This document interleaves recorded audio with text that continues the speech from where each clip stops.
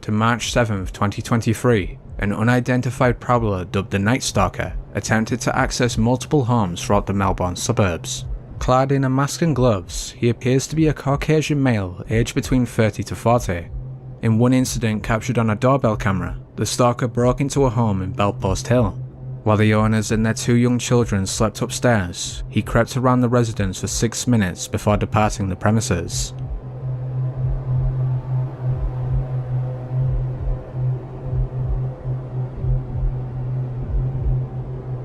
Disconcertingly, the stalker didn't steal anything, nor did he damage any property. This lack of a motivation has caused detectives to fear his behaviour may escalate into violence. Thankfully, however, the stalker hasn't been documented for more than a year, although his return remains an unnerving possibility.